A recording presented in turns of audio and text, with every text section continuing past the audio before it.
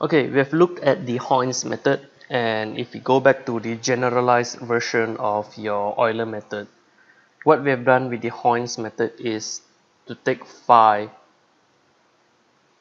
as the average of your slope at the initial point and the next point. So this is what the Hoynes method do. Now we'll look at the midpoint method, and as the name implies, what the midpoint method do is to take phi as the midpoint of sorry, it's not this, as the slope at your midpoint. So instead of I plus 1 or I, you're taking I plus half.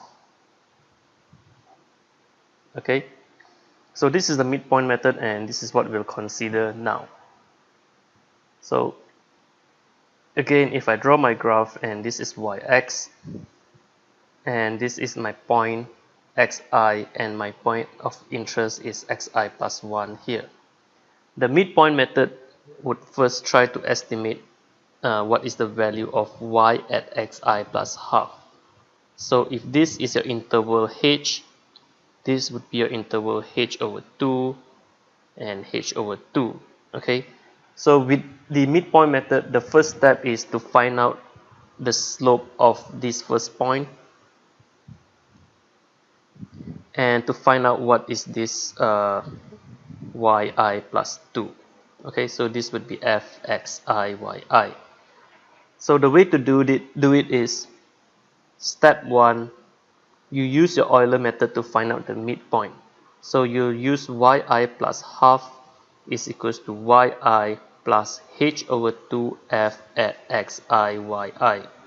So this is just an extension of your Euler method. So you remember your Euler method is written for yi plus 1 is equals to yi plus hf xi yi.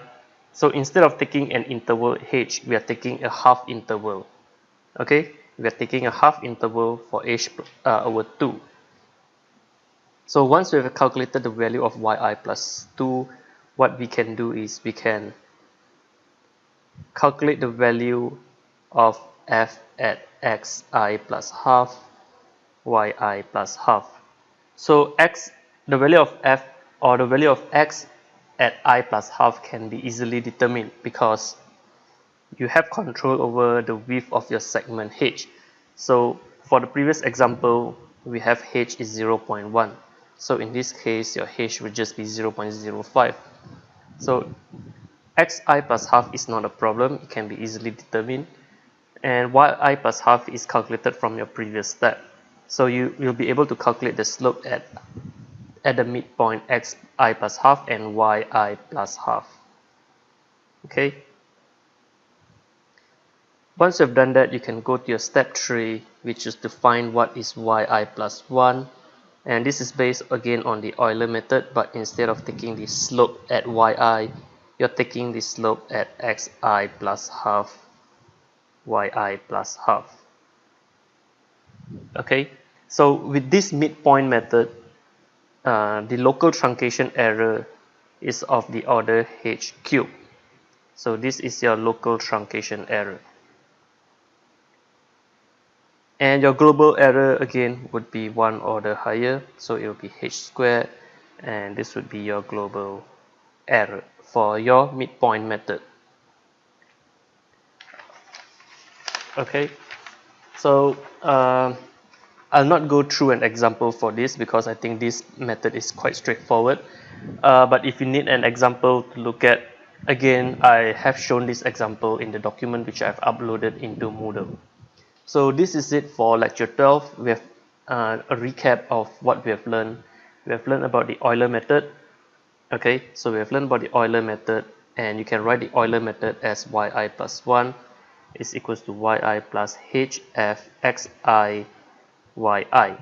And you have learned that the leading error term for your Euler method is OH square for your local error, and the global error is of order OH.